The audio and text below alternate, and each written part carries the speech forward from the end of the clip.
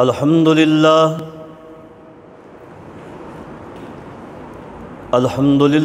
وحدہ والصلاة والسلام علی من لا نبی بعدہ وعلى آلہ واصحابہ الذین اوفوا عہدہ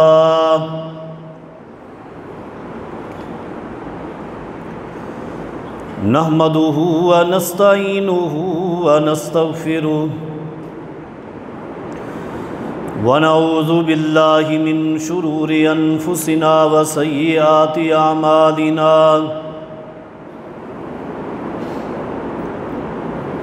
من یہدہ اللہ فلا مضل لہ ومن یضلل فلا ہادی لہ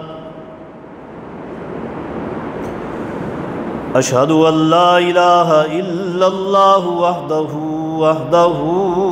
لا شریک لہ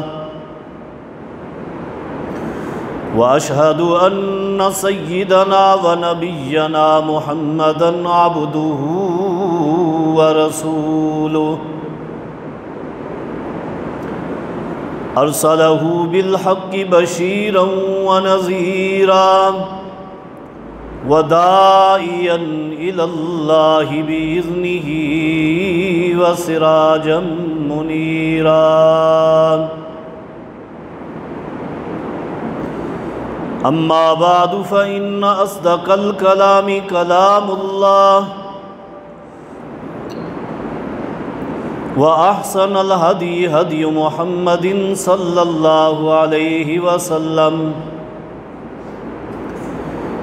وشر الأمور محدثاتها وكل محدثة بدعة وكل بدعة ضلالة وكل ضلالة في النار من اطاع اللہ ورسولہ فقد رشد واہتدى ومن عصى اللہ ورسولہ فقد ضل وغوى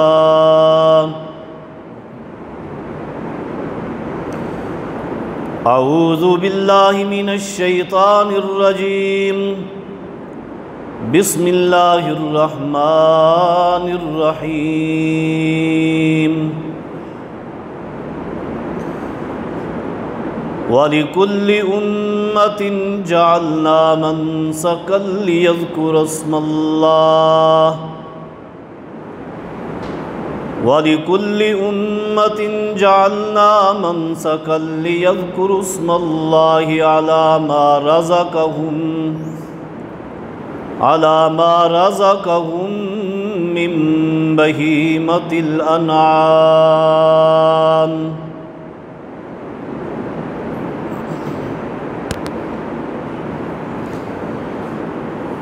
مختصر حمد و ثنا اور درود و سلام کے بعد میں دعا گو ہوں کہ اللہ رب کریم مجھے حق گوئی کی توفیق عطا فرمائے۔ اللہ رب کریم سے یہ بھی التجا ہے کہ رب کائنات مجھے اور آپ جمیع ساتھیوں کو قرآن و حدیث کی صحیح فہم اور اس پر عمل پیرا ہونے کی توفیق عطا فرمائے۔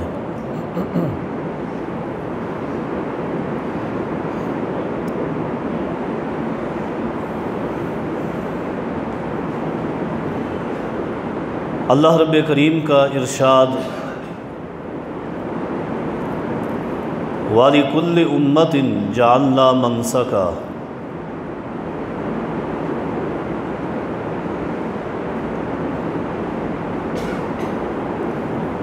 یہ لفظ منسک اس کی ایک قرات منسک بھی ہے،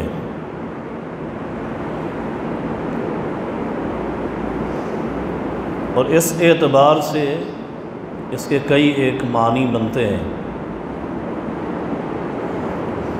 کہ اللہ رب کریم فرماتے ہیں ہم نے ہر امت کو قربانی کا حکم دیا۔ ایک معنی یہ بنتا ہے کہ ہم نے ہر امت کو قربانی کرنے کا وقت بھی بتایا، اور یہ بھی معنی بنتا ہے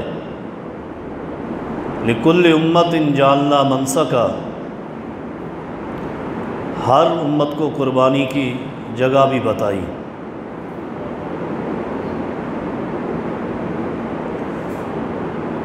رسول اکرم صلی اللہ علیہ وسلم حجۃ الوداع کے موقع پر فرما رہے تھے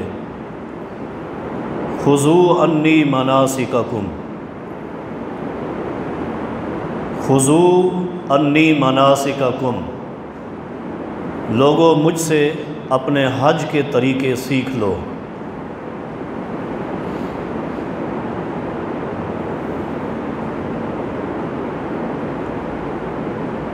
اس لیے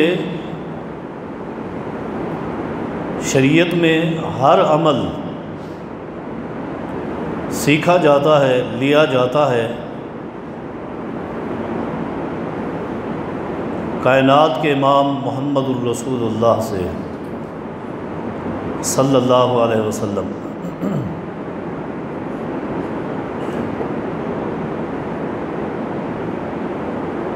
قربانی کے حوالے سے اللہ رب کریم کا یہ حکم وَلِكُلِّ أُمَّةٍ جَعَلْنَا مَنْسَكًا، ہر امت کو قربانی کا حکم دیا گیا،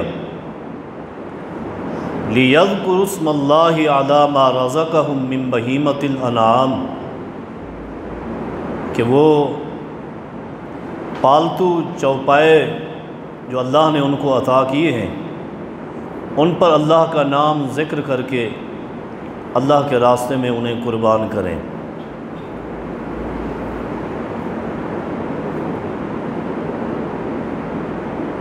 ماہ ذی الحجہ کے بقیہ اعمال کے ساتھ ساتھ قربانی کا یہ عمل بہت عظیم عمل ہے۔ قرآن کریم میں 10 ذی الحجہ کے دن کو حج اکبر کہا گیا ہے، وَأَذَانٌ مِّنَ اللَّهِ وَرَسُولِهِ إِلَى النَّاسِ يَوْمَ الْحَجِّ الْأَكْبَرِ، یہ حج اکبر 10 ذی الحج کا دن ہے۔ بعض لوگوں میں ایک غلط فہمی ہے، وہ سمجھتے ہیں کہ اگر عرفہ کا دن یعنی 9 ذی الحجہ جمعہ کے دن آ جائے تو وہ کہتے ہیں وہ حج اکبر ہوتا ہے۔ یہ غلط فہمی ہے۔ حج اکبر قرآن کریم نے 10 ذی الحجہ کو کہا ہے۔ یہ تاریخ جس دن کو بھی آ جائے یہ حج اکبر ہے،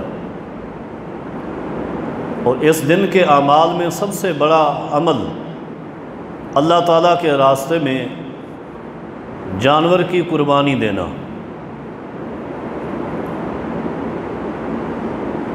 رسول اکرم صلی اللہ علیہ وسلم کا ایک تاریخی فرمان ہے اور وعید کے طور پر آپ نے فرمایا ہے من وجد ساعۃ فلم یضحی فلا یقربن مصلانا، اللہ پاک نے جس بندے کو استطاعت عطا کی ہے قربانی کرنے کی اور پھر وہ قربانی نہیں کرتا، فرمایا فلا یقربن مصلانا، وہ مسلمانوں کی عیدگاہ کے قریب نہ آئے۔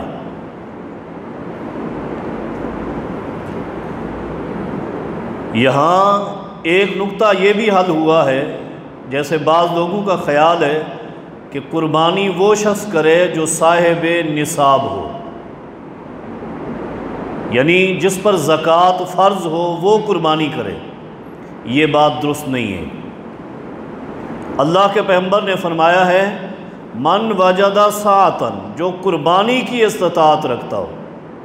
صاحب نصاب ہونا شرط نہیں ہے، قربانی کا جانور خرید سکتا ہے، یہ استطاعت موجود ہے، یا کسی بڑے جانور میں حصہ ڈال سکتا ہے، یہ استطاعت موجود ہے، اور وہ قربانی نہیں کرتا تو وہ مسلمانوں کی عیدگاہ کے قریب نہ آئے۔ صاحب نصاب ہونا شرط نہیں ہے، ضروری نہیں ہے۔ اگر صاحب نصاب ہونا ضروری ہوتا تو رسول اکرم صلی اللہ علیہ وسلم تو پوری زندگی میں قربانی نہ کر سکتے، اس لیے کہ اللہ کے رسول صلی اللہ علیہ وسلم اپنی پوری زندگی میں کبھی بھی صاحب نصاب نہیں ہوئے۔ آپ کے پاس اتنا رقم، اتنا درہم و دینار کبھی جمع نہیں ہوئے کہ آپ پر زکوٰۃ فرض ہو سکے۔ آپ کے پاس جو کچھ بھی آتا آپ فوراً اللہ کے راستے میں خرچ کر دیا کرتے تھے، لیکن رسول اکرم صلی اللہ علیہ وسلم نے اپنی پوری زندگی قربانی کی ہے۔ سیدنا انس رضی اللہ تعالیٰ عنہ فرماتے ہیں، صحیح بخاری کی حدیث، اقام رسول اللہ صلی اللہ علیہ وسلم 10 سنین بالمدینہ، نبی علیہ السلام مدینہ کے اندر 10 سال رہے۔ یضحی کل سنۃ، ہر سال آپ نے قربانی کی، ہر سال قربانی کی۔ اسی لیے امت کو ڈانٹ دیا ہے، ڈانٹ کہ قربانی لازمی کرنی ہے۔ ہر سال اللہ کے پیغمبر نے قربانی کی ہے، اور ایک جانور بھی نہیں، 2 3 جانور۔ جبکہ آپ کی حیثیت کیا تھی؟ آپ کی حیثیت کیا تھی مالی؟ آپ جانتے ہیں کہ رسول اکرم صلی اللہ علیہ وسلم کے پاس ایک صحابی آیا اور اپنی بھوک کی شکایت کی، پیٹ سے قمیض اٹھائی، اللہ کے رسول صلی اللہ علیہ وسلم بھوک کی وجہ سے میں نے اپنے پیٹ پر ایک پتھر باندھا ہوا ہے۔ نبی علیہ السلام آپ جانتے ہیں، نبی علیہ السلام نے اپنے پیٹ سے کپڑا اٹھایا، صحابی نے دیکھا تو آپ کے پیٹ پر 2 پتھر بندھے ہوئے تھے بھوک کی وجہ سے۔ حالات ایسے تھے، کئی دن چولہا نہیں جلتا تھا، حالات یہ تھے۔ مہینہ 2 مہینے گزر جاتے، گھر میں پکانے کو کچھ بھی نہیں ملتا، کچھ بھی نہیں ملتا۔ صحابہ کرام رضی اللہ عنہم کی کیفیت بھی یہی تھی۔ صحابہ کرام کو بھی، کافی سارے صحابہ کرام، اکثریت صحابہ کرام ایسی تھی کہ جو بالکل غریب نادار، لیکن صحابہ کرام رضی اللہ عنہم قربانیاں کیا کرتے تھے۔ نبی علیہ السلام نے ایسا زور دیا اس پیاری سنت پر کہ آپ اس حدیث کی طرف نظر دوڑائیں۔ اختصار کے ساتھ اشارہ کرتا ہوں، سیدنا براء ابن عازب رضی اللہ تعالیٰ عنہ کے خالو ابو بردہ بن نیار رضی اللہ عنہ، یہ صحیح بخاری اور مسلم کی حدیث ہے، کیا کرتے ہیں؟ قربانی کرتے ہیں، اور کب؟ نماز عید سے پہلے۔ نبی علیہ السلام نماز عید سے، خطبہ سے فارغ ہوئے، پتہ چلا کہ ابو بردہ بن نیار نے قربانی کر لی، بکری ذبح کر لی ہے، اور گوشت بھی تقسیم کر دیا ہے۔ پوچھا ابو بردہ یہ کیا عرض کی اللہ کے رسول، مجھے یہ پتہ چلا ہے کہ یہ گوشت غریبوں اور مسکینوں میں تقسیم کرنا ہے، میں یہی سمجھا، اور پڑوس میں بڑے غریب تھے، میری سوچ یہ تھی کہ سب سے پہلے اگر ان غریبوں کے گھر کسی کا گوشت پہنچے تو ابو بردہ کی بکری کا، ابو بردہ کی قربانی کا گوشت پہنچے۔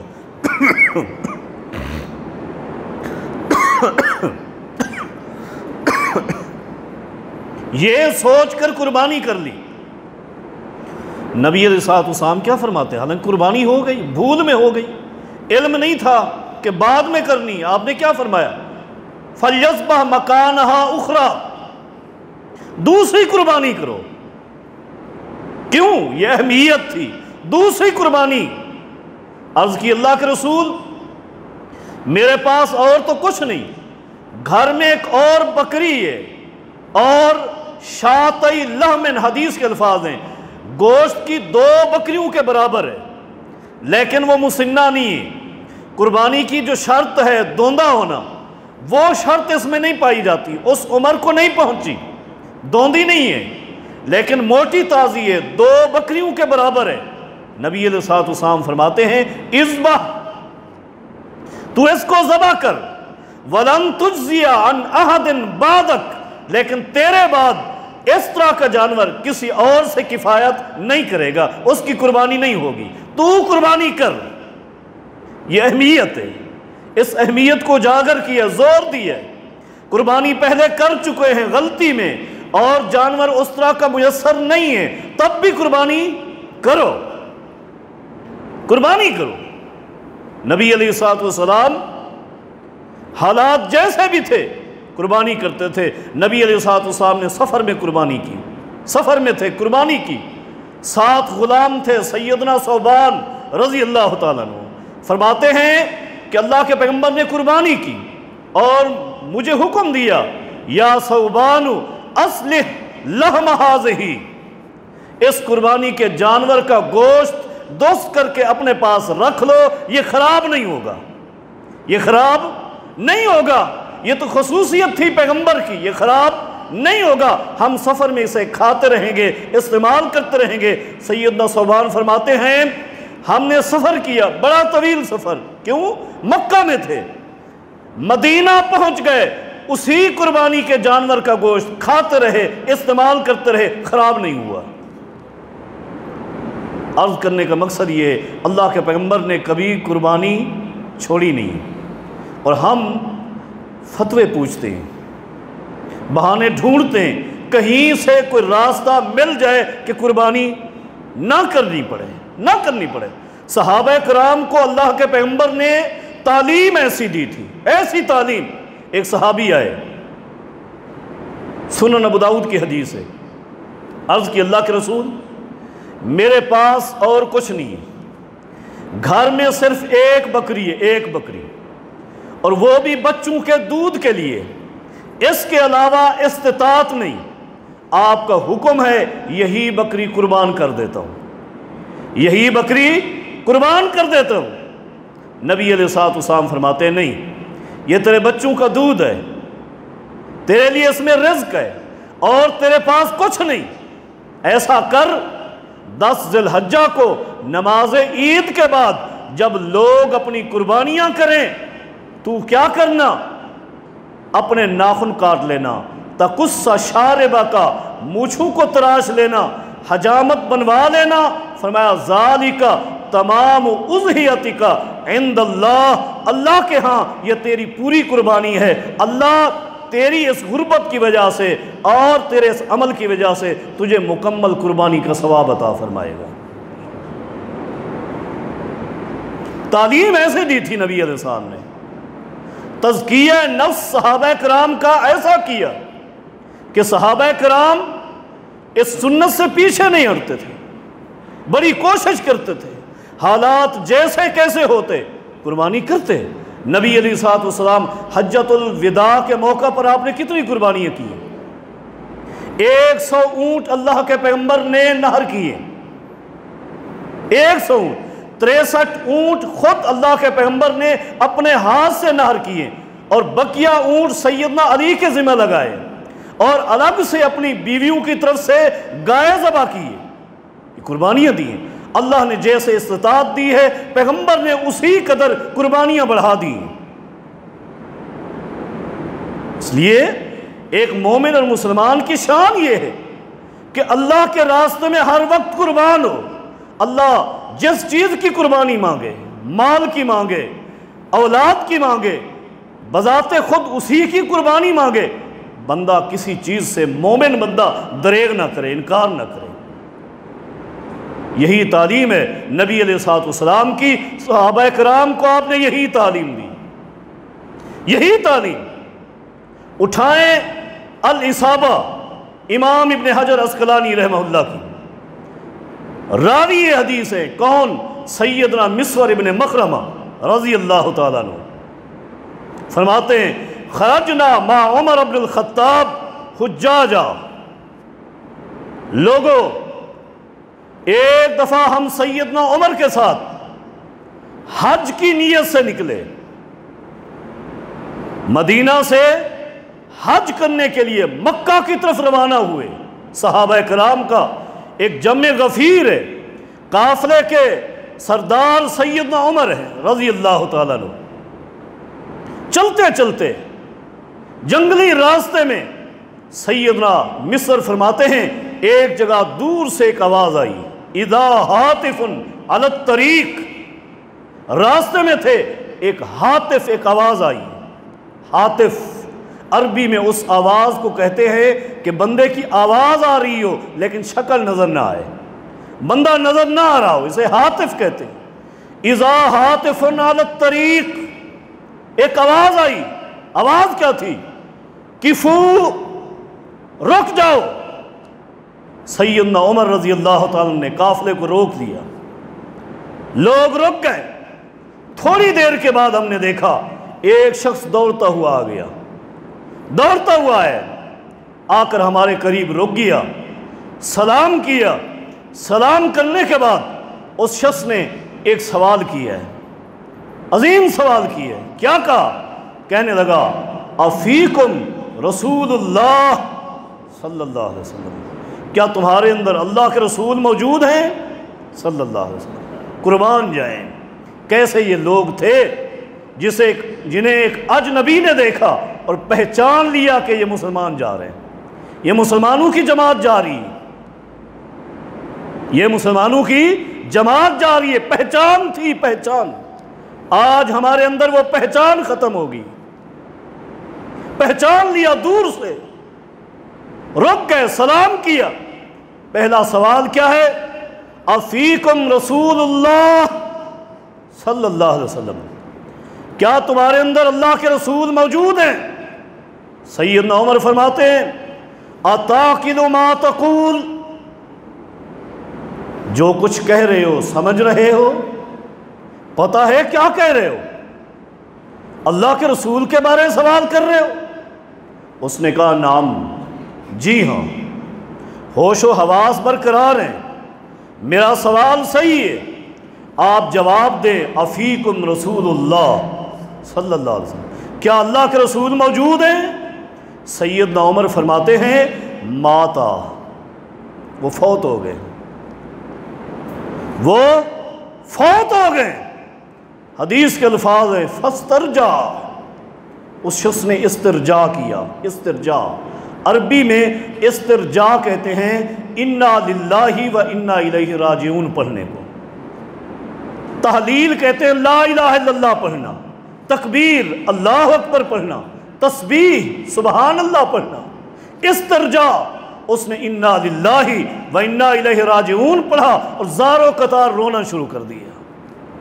حضرات یہاں رک کر ایک عقیدے کی طرف اشارہ کروں گا۔ سیدنا عمر رضی اللہ تعالیٰ عنہ اور تمام صحابہ کرام کا یہ عقیدہ تھا کہ اللہ کے پیغمبر فوت ہو گئے، فوت ہو گئے۔ زاروں قطار رویا یہ شخص،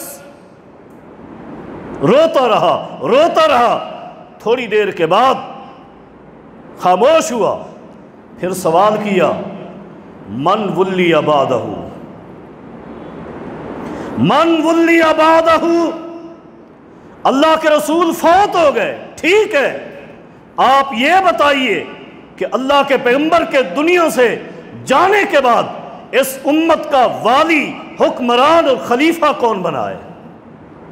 کون خلیفہ ہے اللہ کے پیغمبر کے بعد؟ یہ بھی عقیدے کا درس ہے۔ سیدنا عمر فرماتے ہیں ابو بکر، اللہ کے پیغمبر کے جانے کے بعد اس امت کا والی خلیفہ ابو بکر صدیق ہے، خلیفہ بلا فاصل ابو بکر صدیق ہے۔ کون کہہ رہے؟ عمر کہہ رہے۔ کس کی موجودگی میں کہہ رہے؟ تمام صحابہ کرام کی موجودگی میں، اجماع امت ہے، ابو بکر ہے۔ اس شخص نے آگے سوال کیا اَهُوَ فِيكُمْ، کیا ابو بکر تمہارے اندر موجود ہے؟ سیدنا عمر نے جواب دیا ماتا، وہ بھی فوت ہو گئے، وہ بھی فوت ہو گئے، اس دنیا سے چلے گئے۔ حدیث کے الفاظ ہیں فاسترجع، اس شخص نے پھر انا للہ و انا الیہ راجعون پڑھا اور پھر زار و قطار رونا شروع کر دیا، روتا رہا۔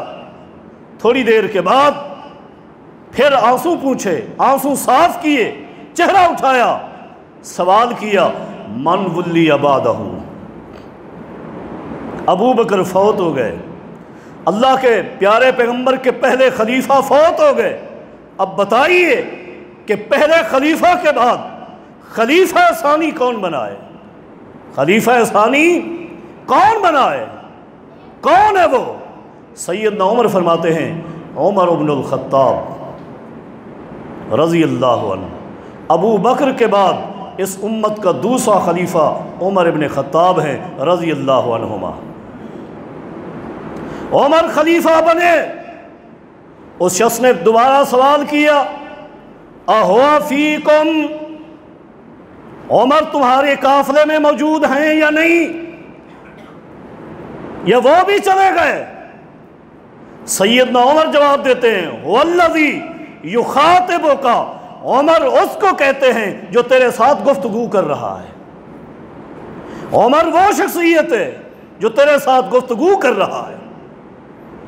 خوشی سے دوبارہ آنسو نکل آئے اور کہنے لگا الغوث الغوث، مدد کے لیے آیا ہوں، تعاون کے لیے آیا ہوں، اگر آپ عمر ہیں، اس امت کے خلیفہ ہیں، تو میرا آنا، میرا آواز لگانا، میرا آپ کو روکنا ایک ہی مقصد ہے، تعاون کے لیے آیا ہوں۔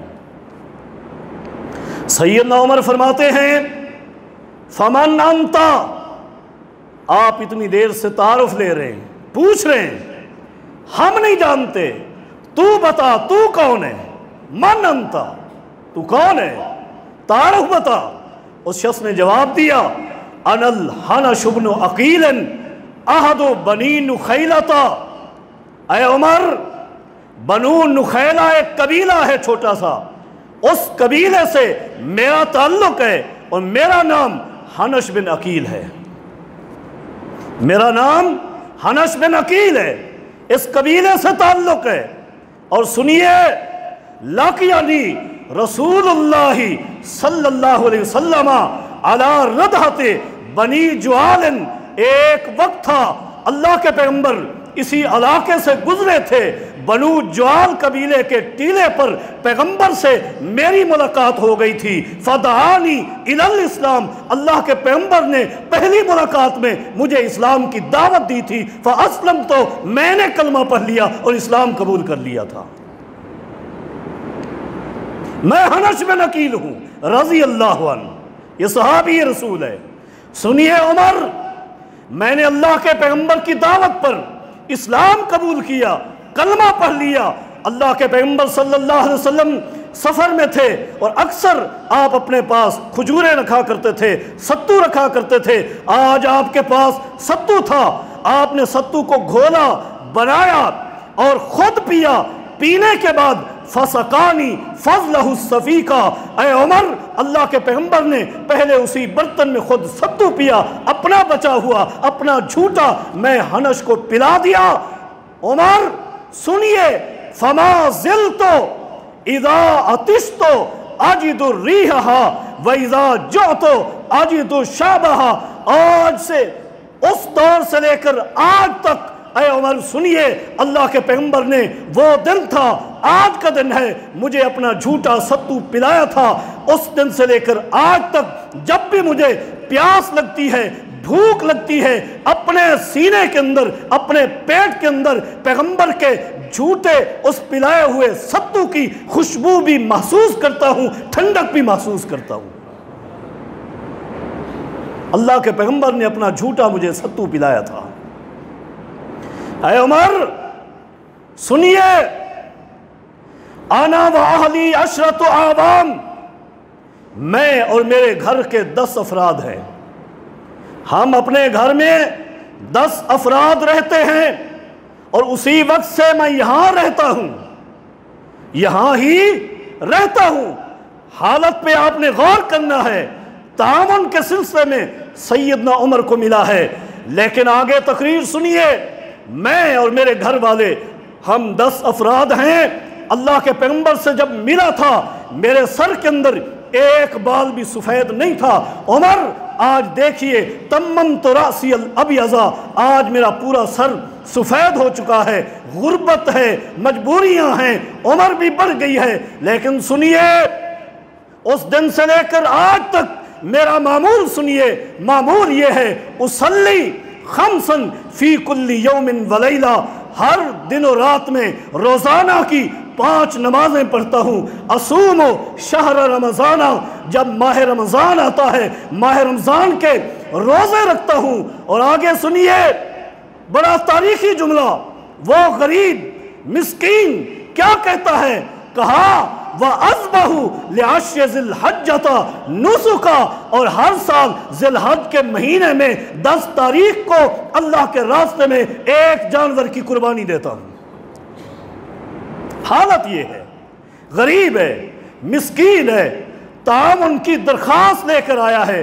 کس کے پاس؟ امیر عمر کے پاس رضی اللہ عنہ۔ کیا کرتا ہوں؟ روزانہ 5 نمازیں، ماہ رمضان کے روزے رکھتا ہوں، اور 10 ذی الحج کو قربانی کرتا ہوں۔ یہ عمل، یہ معمول کس کا ہے؟ کس نے سکھلایا ہے؟ میری اپنی مرضی نہیں، میں اپنی مرضی سے نہیں کرتا۔ اسی دن سے لے کر آج تک یہ عمل جو کر رہا ہوں، سنیے اے عمر، کذالک علمنی رسول اللہ صلی اللہ علیہ وسلم، یہ پوری تعلیم محمد الرسول اللہ کی ہے صلی اللہ علیہ وسلم۔ اس دن سے لے کر آج تک روزانہ کی 5 نمازیں، ماہ رمضان کے روزے، 10 ذی الحجہ کی قربانی کرتا ہوں۔ زکوٰۃ نہیں دیتا، کیوں؟ مالی پوزیشن ہی ایسی ہے۔ تعاون کے سلسلے میں آیا ہے حضرات، تعاون کے سلسلے میں آیا ہے، لیکن 10 ذی الحجہ کو کبھی قربانی چھوڑی نہیں۔ تعاون کیجئے۔ سیدنا عمر رضی اللہ تعالیٰ عنہ قربان جائیں، فرماتے ہیں حج کا سفر ہے، ہم جا رہے ہیں، ابھی ایک شخص کے ذمہ تجھے لگا دیتے ہیں، واپسی پر ملاقات ہوگی۔ ایک شخص جو ایک حوض کا مالک تھا، اس کے ذمہ لگایا، اس کے ساتھ تعاون کرنا ہے، خدمت کرنی ہے۔ سیدنا مصور فرماتے ہیں حج ادا کرنے کے بعد جب ہم واپس آئے، اسی جگہ پہنچے، امیر عمر نے قافلے کو روک دیا، اپنے یار سے، دوست سے، صحابی رسول سے ملاقات کر کے جاتے ہیں۔ سیدنا عمر اسی حوض کے مالک کے پاس گئے اور جا کر پوچھا کہ حنش بن عقیل کہاں ہے؟ کون؟ ہمارے یار حنش کہاں ہیں رضی اللہ عنہ۔ اس شخص نے آگے جواب دیا ماتا ذاک قبرہ، وہ فوت ہو گیا ہے اور یہ اس کی قبر ہے۔ وہ فوت ہو گیا ہے، اللہ کے پیارے پیغمبر کا وہ ساتھی فوت ہو گیا ہے اور یہ اس کی قبر ہے۔ سیدنا عمر رضی اللہ تعالیٰ عنہ، حدیث کے الفاظ ہیں، اس کی قبر پہ گئے، فترحم عمر وبکا علیہ، سیدنا عمر نے زار و قطار رونا شروع کر دیا اور اس کی بخشش کی دعائیں شروع کر دیں۔ یہ کون ہے؟ یہ صحابی رسول ہے، جس کی غربت کا حالت یہ ہے، جس کی مسکینی کا عالم یہ ہے کہ تعاون کے سلسلے میں ہے، لیکن اللہ کے پیغمبر نے تعلیم دی ہے قربانی کی، پہلی دعوت میں تو پوری زندگی قربانی کر رہا ہے۔ حضرات آج ہم فتوے پوچھتے ہیں، مسائل پوچھتے ہیں، بہانے ڈھونڈتے ہیں، اپنے آپ کو مکروز ظاہر کر کے قربانی سے جان چھڑانا چاہتے ہیں۔ نبی علیہ الصلوۃ والسلام نے فرما دیا ہے، اور اللہ جانتا ہے ہر شخص کی نیت کو، کہ جس کے پاس قربانی کرنے کی استطاعت اور طاقت موجود ہے اور وہ قربانی نہیں کرتا، اسے عیدگاہ کی طرف نہیں آنا چاہیے، اس لیے کہ وہ مسلمانوں میں اپنے آپ کو شامل ہی نہیں کر رہا، وہ اپنے آپ کو مسلمانوں کے اندر شامل ہی نہیں کر رہا۔ اللہ رب کریم ہمیں فہم عطا فرمائے، قرآن و حدیث کی سمجھ عطا فرمائے، قرآن و حدیث پر عمل کرنے کی توفیق عطا فرما دے۔ اقول قولی ھذا استغفر اللہ لی ولکم ولسائر المسلمین۔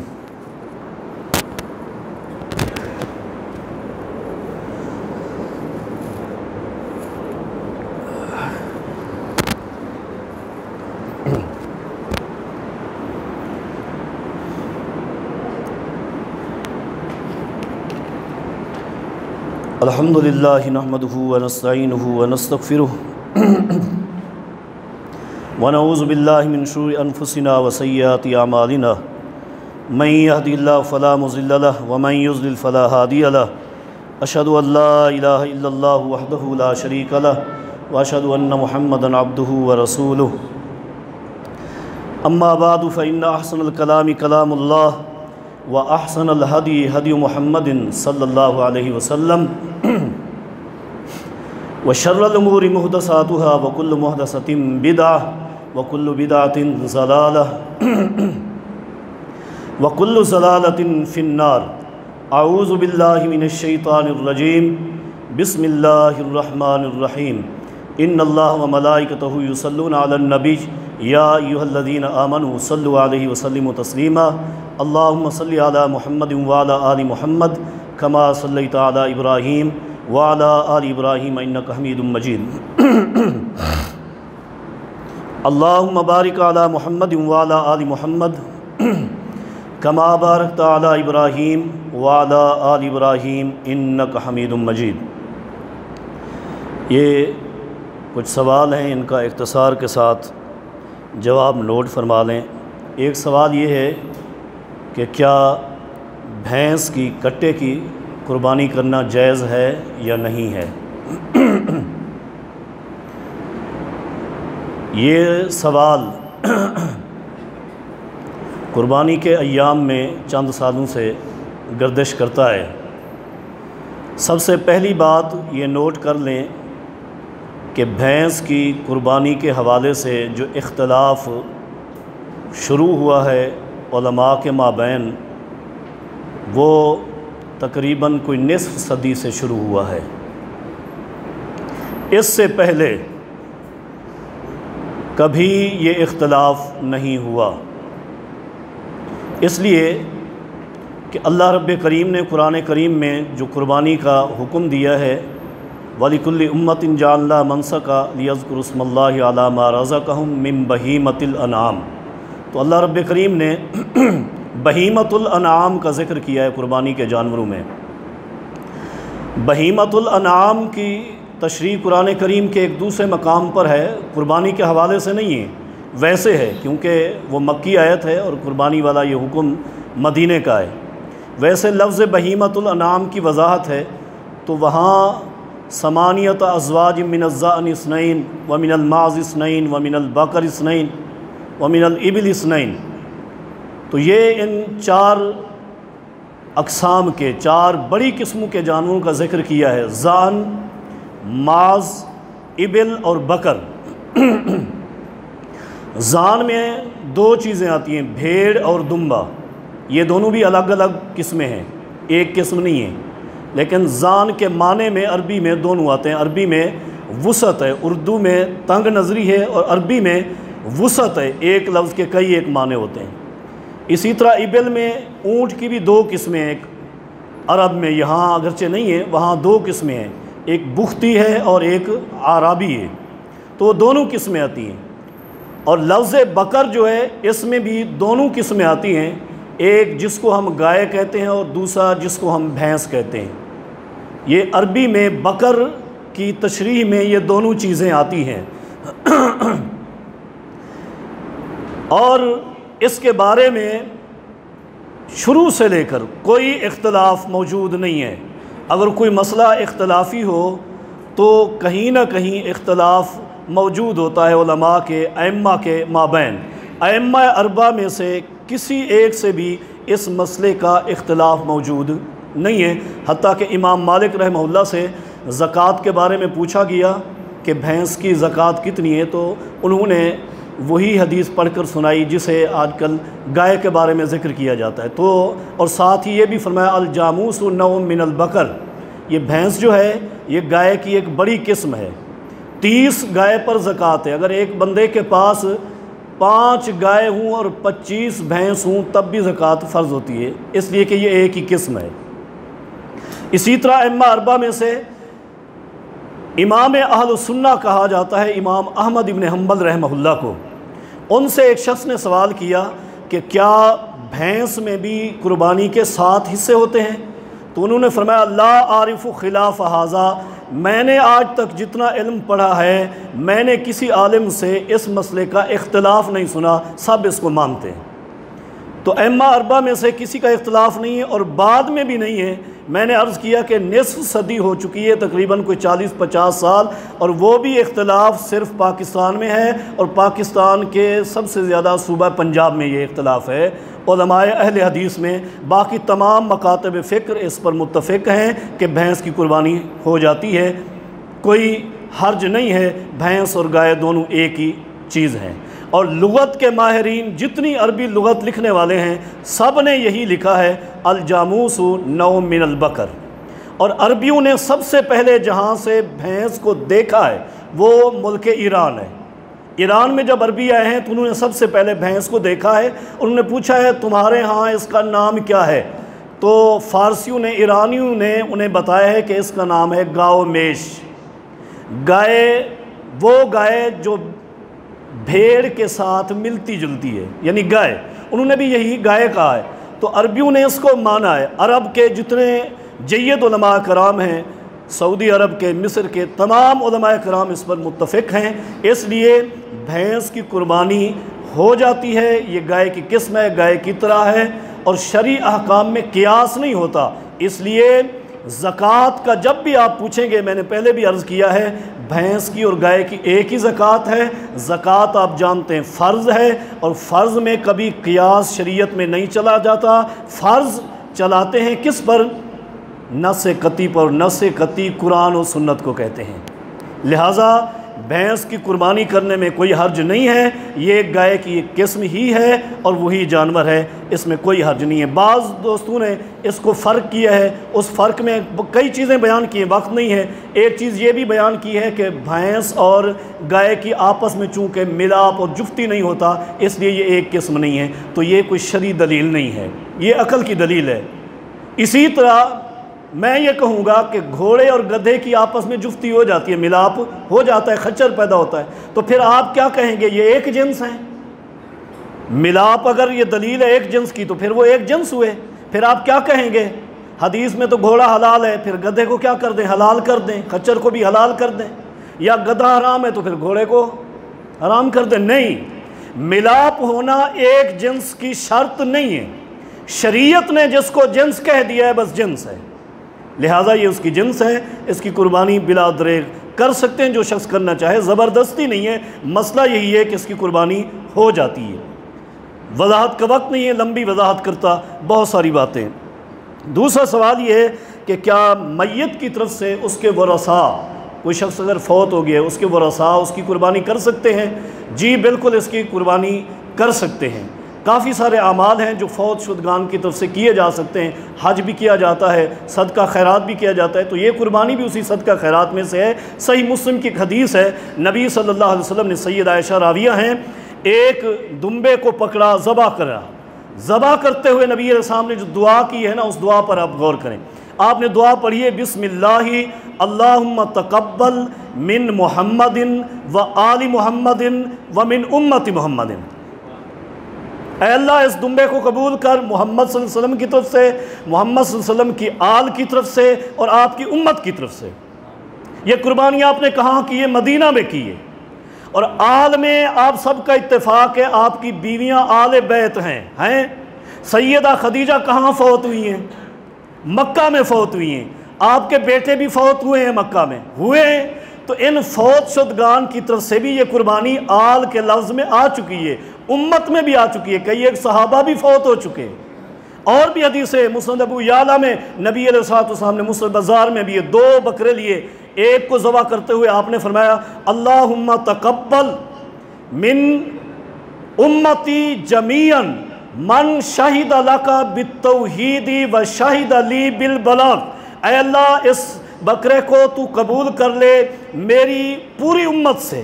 پوری امت؟ فرمایا نہیں، ان لوگوں سے جو تیری توحید کی گواہی دے چکے، میری رسالت کی گواہی دے چکے۔ اور دوسرے کو ذبح کرتے ہوئے فرمایا اللہم تقبل من محمد و من آل محمد۔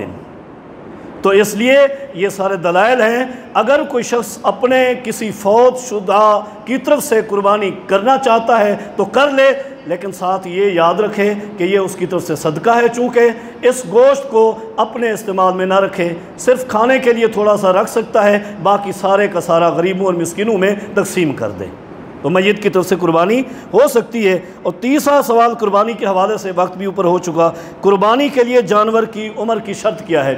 وہ درمیان خطاب بھی آ گئی تھی، نبی علیہ الصلوۃ والسلام کی حدیث ہے لا تذبحوا الا مسنۃ، لوگوں اس جانور کو قربانی میں ذبح کرو جو مسنہ ہو، یعنی جس کے دودھ کے کم از کم 2 دانت ٹوٹ چکے ہوں، مسنہ ہو، یہ اس کی عمر کی شرط ہے۔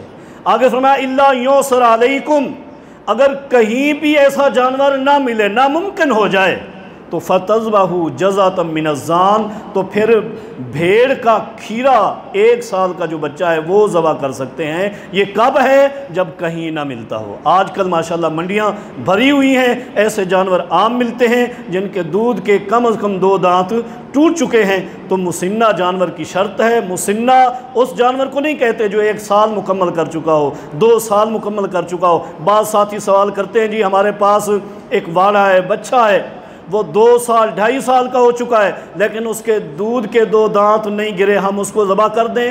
گھر کا پالا ہوا ہے، موٹا تازہ ہے، نہیں، شرط 2 سال 2.5 سال کی نہیں، شرط شریعت کی کیا ہے؟ مسنہ ہو، اس کے دودھ کے 2 دانت گر چکے ہوں، وہ جتنی عمر کا بھی ہو، اس کو بیچ دیں، ایسا لے آئے جو اللہ کے پیغمبر نے فرما دیا ہے، اسی کی قربانی کریں۔ اللہ رب کریم سے دعا ہے اللہ رب کریم قرآن و حدیث کی صحیح فہم عطا فرما دے۔ اقول قولی ھذا استغفر اللہ لی ولکم ولسائر المسلمین۔